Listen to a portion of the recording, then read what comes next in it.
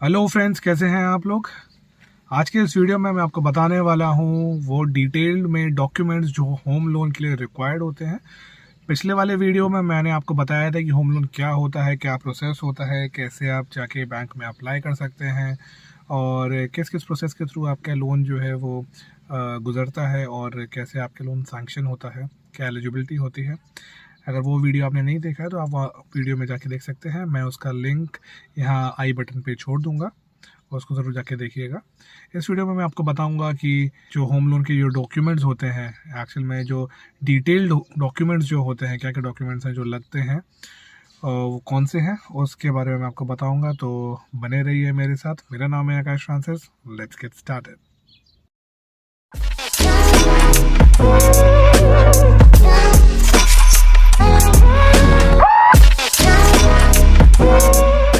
तो पेन और पेपर अपने पास रख लीजिए, लिस्ट बना लीजिए। जो जो मैं डॉक्यूमेंट्स आपको बताने वाला हूँ वो डॉक्यूमेंट्स आपको रेडी करने हैं और होम लोन के लिए अप्लाई करना है। तो पहला डॉक्यूमेंट जो लगेगा बैंक में आपको होम लोन लेने के लिए, तो सबसे पहला डॉक्यूमेंट है आपका होम लोन का एप्लीकेशन फॉर्म।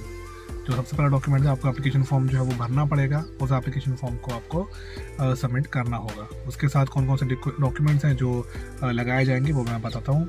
तो पहला हो गया एप्लीकेशन फॉर्म। दूसरा डॉक्यूमेंट्स है आइडेंटिटी प्रूफ। जो आईडी प्रूफ होते हैं वो डॉक्यूमेंट्स आपको लगाने होते हैं। तीसरा डॉक्यूमेंट्स है आपके एड्रेस प्रूफ। जहाँ पे आप अभी प्रेजेंट रिजाइड करते हैं वहाँ पे आपको उसका जो प्रूफ है वो आपको देना होता है। आपको 3 पासपोर्ट साइज फ़ोटोज़ भी लगेंगी। बाद आपको 6 महीने की अपनी जो बैंक स्टेटमेंट है वो आपको 6 महीने का बैंक स्टेटमेंट आपको निकाल कर रखना पड़ेगा। आप बैंक जा सकते हैं उसके लिए, या आप ऑनलाइन भी उसको निकाल सकते हैं। बाद आपका जो सिग्नेचर है वो वेरीफाई होगा बैंक के थ्रू। जो आप एप्लीकेंट है, आप एप्लीकेशन जमा कर रहे हैं तो आप एप्लीकेंट हैं, तो वो एप्लीकेंट का जो सिग्नेचर्स होते हैं वो बैंक आपका वेरीफाई करेगा। उसके बाद है लाइबिलिटी स्टेटमेंट। और पर्सनल जो एसेट्स हैं आपके पास, जो भी एसेट्स हैं और जो भी लाइबिलिटीज़ हैं, उसका पूरा आपको अकाउंट बनाना पड़ेगा। अकाउंट इन द सेंस कि आपको एक पूरा स्टेटमेंट बनाना पड़ेगा और उसको आपको बैंक को बताना पड़ेगा। उसके बाद लगेगा प्रॉपर्टी के डिटेल्ड डॉक्यूमेंट्स। उसके बारे में मैं आगे आपको बताऊंगा। तो उसके बाद लगेगा आपका सैलरी सर्टिफिकेट। ओरिजिनल जो सैलरी सर्टिफिकेट्स होते हैं, सैलरी सर्टिफिकेट जो हमारे एम्प्लॉयर जो होता है वो हमें जो देता है सैलरी सर्टिफिकेट, वो ओरिजिनल में आपके लगेंगे। और अगर आप सैलरीड इंडिविजुअल हैं तो फॉर्म 16, 2 साल का जो फॉर्म 16 होता है वो आपको लगाना होगा। जो लोग सेल्फ एम्प्लॉयड हैं फाइनेंशियली, उनको 3 साल का अपना आईटी रिटर्न्स जो होता है, जो उन्होंने 3 साल के फाइनेंशियल ईयर में जो आईटी रिटर्न्स भरे हैं 3 साल में, वो उसके डॉक्यूमेंट्स जो है रिटर्न्स के डॉक्यूमेंट्स वो लगाने होंगे। अगर आप सेल्फ एम्प्लॉयड हैं और आपने जो भी एडवांस में टैक्स पे किया है तो उसका जो चालान होगा वो भी आपको लगाना होगा।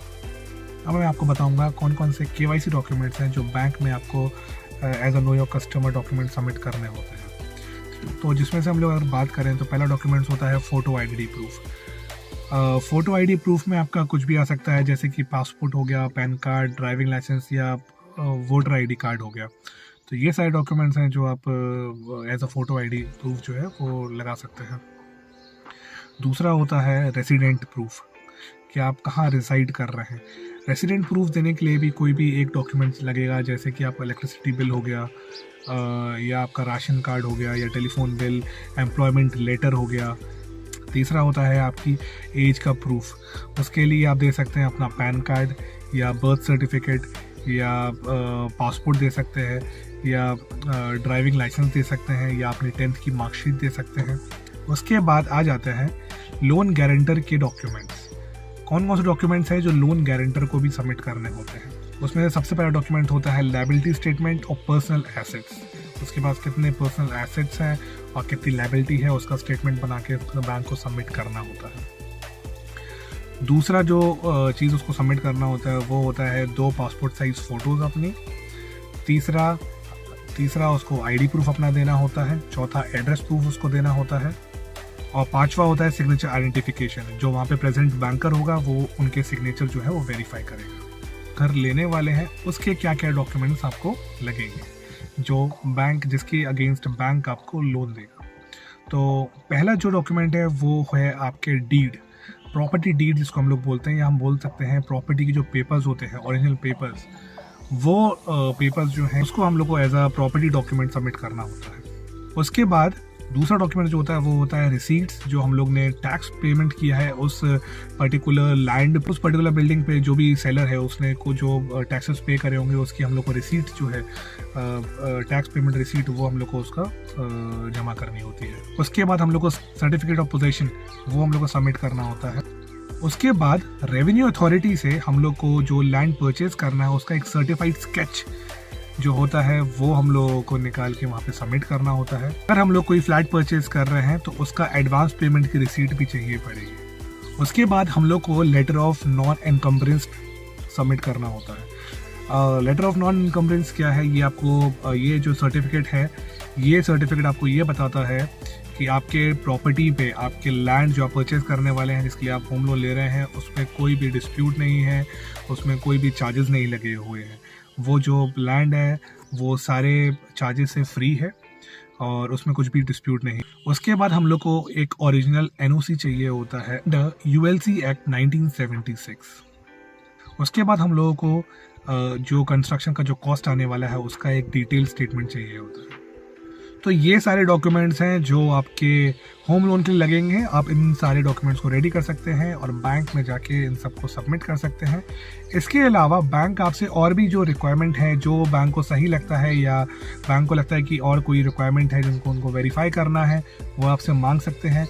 वो आप अपने बैंकर से जाके मिल सकते हैं, उनको डॉक्यूमेंट सारे शो कर सकते हैं। अगर जो मैं डॉक्यूमेंट्स बताया वो आपके डॉक्यूमेंट्स सफिशिएंट रहेंगे आपके होम लोन के लिए। इसके अलावा अगर कोई डॉक्यूमेंट्स आपसे बैंकर मांगता है तो आप उनको ज़रूर वो प्रोवाइड करिए। बहुत इजीली ये बैंक जो है वो आपके लोन को प्रोसेस कर देंगे ये सारे डॉक्यूमेंट्स को देखने के बाद। आई होप आपको होम लोन के बारे में नॉलेज हो गई होगी, क्या क्या डॉक्यूमेंट्स लगते हैं, कैसे होता है। अगर ये वीडियो आपको पसंद आया तो लाइक, सब्सक्राइब और शेयर ज़रूर करिएगा। Thank you for watching my video. See you in the